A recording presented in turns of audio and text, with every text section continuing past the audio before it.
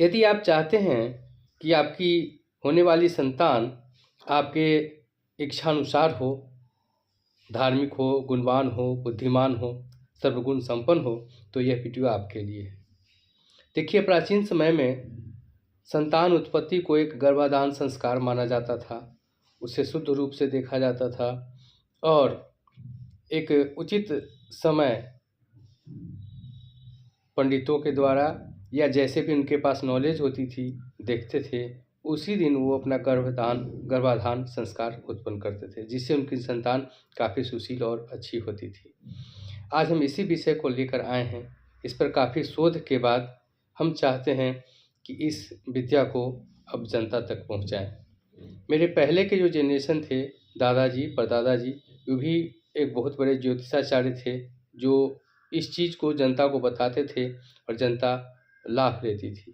क्योंकि उस समय सोशल मीडिया नहीं था, इसलिए वे लोग ऐसा नहीं किए। लेकिन अब इस मेरे जनरेशन में सोशल मीडिया है, तो मैं सोचता हूँ क्यों नहीं अपने ज्योतिष अनुसंधान केंद्र की तरफ से इस विद्या को आप तक पहुँचाई जाए। तो जिन्हें भी ज़रूरत है इस चीज़ को, वो इन्हें समझेंगे और इस प्रक्रिया को समझेंगे तो उन्हें परिणाम बहुत अच्छा मिलेगा। मैं अपने जीवन में अपने 70 से 80 क्लाइंटों को इस विद्या को दिया और उन्होंने लाभ पहुंचाया। इस वीडियो का बनाने का मकसद मुझे किसी को हर्ट करना नहीं है, बल्कि इस चीज़ को समझाने की है कि आप चाहें तो अपने अनुसार अपना संतान उत्पत्ति कर सकते हैं। इस वीडियो को मैं 3 पार्ट में बनाऊंगा, क्योंकि ये बहुत लंबा विषय है और गौर से सुनने और समझने वाली विषय है। तो आपको अच्छी सफलता मिले, इसके लिए आप मेरे इस वीडियो के तीनों पार्ट्स को देखिएगा। आज पहला पार्ट दे रहा हूँ। एक एक बात गौर से समझने वाली होती है, इसलिए वीडियो को स्किप नहीं करेंगे और अच्छे से सुनेंगे। तो चलिए वीडियो स्टार्ट करते हैं। सबसे पहली शर्त है कि दंपति स्वस्थ होने चाहिए, यानी कि मेडिकली फिट होने चाहिए। यदि उन्हें पहले से कोई भी संतान है तो वे स्वस्थ हैं, फिट हैं। इसके बाद समय समायोजन का हम बात करेंगे कि कौन सा समय होना चाहिए, कैसा समय होना चाहिए। इसे स्त्री पुरुष दोनों सही से सुनेंगे, समझेंगे, क्योंकि दोनों का रोल इसमें अहम होगा। समय हमें वैसा लेना है जो शुक्ल पक्ष वाला हो, यानी जिसमें चांदनी रात हो। इसे और अच्छे तरीके से हम आपको समझाते हैं। स्त्रियां जब रजस्वला होती हैं, यानी कि जब उनका मेंस्ट्रुएशन स्टार्ट होता है, तो 1 से 4 दिन तक वो पीरियड में रहती हैं। बहुतों का पीरियड 5-6 तक भी शायद होता है।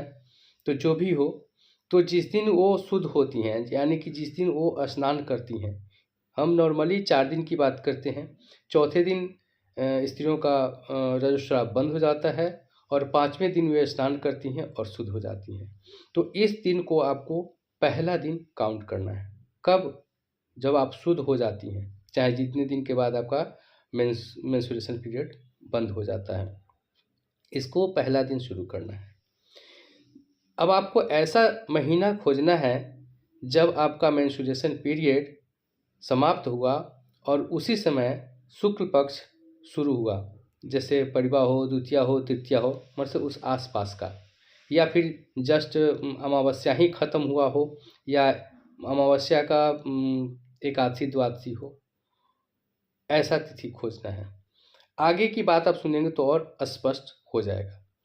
इसमें जो है आपको 8वां, 10वां, 12वां, 14वां और 16वां दिन का यूज करना है। जैसे हम एक उपाय बताते हैं कि आज किन्हीं महिला का शुद्ध होने का, यानी कि चौथा दिन समाप्त होकर 5वां दिन है और आज से ही शुक्ल पक्ष की तिथि प्रारंभ हो रही है, तो उनका एक कॉम्बिनेशन बहुत ही अच्छा होगा।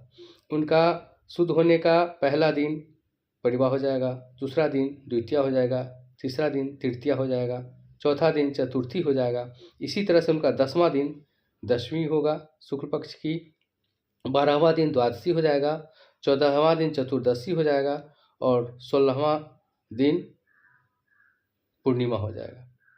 इस तरह का कॉम्बिनेशन होना चाहिए। या मान लीजिए कि कैसे भी आपका 8वां, 10वां, 12वां, 14वां या 16वां दिन शुक्ल पक्ष वाली ही तिथि होनी चाहिए। अब मैं क्यों बार बार आपसे 8वां, 10वां, 12वां, 14वां, 16वां कह रहा हूँ। 16वां तो अक्सर शायद नहीं हो पाता है, पूर्णिमा में नहीं मिल पाता है कॉम्बिनेशन। 14वां तक हम मान के चलते हैं। देखिए, आपको जब भी अपने साथी के साथ या पार्टनर के साथ रहना है, जो दाम्पत्य क्रिया करनी है, वो सिर्फ 8वें, 10वें, 12वें, 14वें या 16वें दिन ही करनी है। 8वें दिन से ज़्यादा बेहतर परिणाम 10वां दिन देगा। 10वें दिन से और बेहतर परिणाम 12वां दिन देगा। 12वें दिन से और अच्छा परिणाम 14वां दिन देगा और सबसे श्रेष्ठ 16वां दिन देगा। इसमें क्या है, जैसे जैसे चंद्रमा की कलाएं बढ़ेंगी वैसे ही उस दिन पर जो जातक उत्पन्न होते हैं, संतान उत्पन्न होते हैं, उनमें गुण और विशेषताएं ज़्यादा होंगी। यदि आप लोगों को कुछ इंक्वायरी होगा, समझ में नहीं आ रहा होगा, तो मेरे व्हाट्सएप पे आप मैसेज कर सकते हैं, कॉल नहीं करेंगे। आप वहाँ से निःशुल्क, हमारी ज्योतिष अनुसंधान केंद्र जो है निःशुल्क सहायता करती है, वहाँ से आपको जानकारी और बेहतर दे दी जाएगी। यहाँ बहुत ज़्यादा यूट्यूब पर नहीं बता सकते हैं, कमेटी गाइडलाइन का खतरा मंडराया रहता है। तो आपको उन्हीं दिनों में दाम्पत्य अपना संबंध बनाएंगे। इसके अलावा अन्य किसी दिनों पर साथ नहीं रहेंगे। मेरा मतलब है, साथ रहते हुए भी दाम्पत्य संबंध स्थापित नहीं करेंगे, तभी आपकी मनोकामना पूरी हो सकती है, अन्यथा त्रुटि हो जाएगी, फिर आप हमें दोष नहीं देंगे। इसमें कुछ रिस्ट्रिक्शंस भी हैं कि इन दोनों आपको हस्बैंड वाइफ दाम्पत्य को खुशनुमा माहौल रखना है, एक दूसरे से लड़ना झगड़ना नहीं है, आपसी सौहार्द बना के रखना है, अच्छे भोजन करने हैं, मतलब प्रिय भोजन, उचित आयुर्वेद के अनुसार से जो उचित भोजन होना चाहिए वही करना है। एक दूसरे से झगड़ना नहीं है, गुस्सा नहीं करना है। और जब भी 8वें, 10वां, 12वां, 14वां दिन आपका आता है, उस रात्रि को हाइजीनिक रहना है, यानी कि साफ सफाई पर ध्यान रखना है और इत्र जरूर लगाना है, इससे शुक्र मजबूत हो जाते हैं। ये आपके लिए बहुत ही ज़रूरी होगा। इन समयों का अलावा आप दूरी बना करके रखेंगे और तब तक दूरी बना करके रखेंगे जब तक आपको ये प्रमाणित नहीं हो जाए कि गर्भधान हो गया है। मान लीजिए अगला ऋतुस्राव आ गया तो फिर यूँ समझिए कि आपका गर्भाधान नहीं हुआ, तो फिर अब उचित समय आने पर आप इसको ट्राई कर सकते हैं, प्रयोग कर सकते हैं। लेकिन यदि आपको मालूम पड़ गया कि गर्भाधान हो गया है तो फिर आप स्वतंत्र हैं, फिर आप अपनी समझ के अनुसार से आगे का कार्य करेंगे। इसके बाद मैं दूसरा पार्ट और एक तीसरा पार्ट बहुत जल्द अपलोड करूंगा। आशा है आप लोगों को वीडियो अच्छी लगी होगी और समाज के में उपयोगी महसूस होगी, तो इसे अपने मित्रों, रिश्तेदारों के पास शेयर करेंगे, लाइक करेंगे और यदि आप मेरे इस वीडियो पर नए हैं तो सब्सक्राइब करेंगे। मिस्टर एस्ट्रो सॉल्यूशंस आपको इसी प्रकार के ज्योतिष, पूजा पाठ, तंत्र मंत्र, शुभ मुहूर्त आदि की जानकारी देता है, तो बने रहें मेरे साथ। धन्यवाद।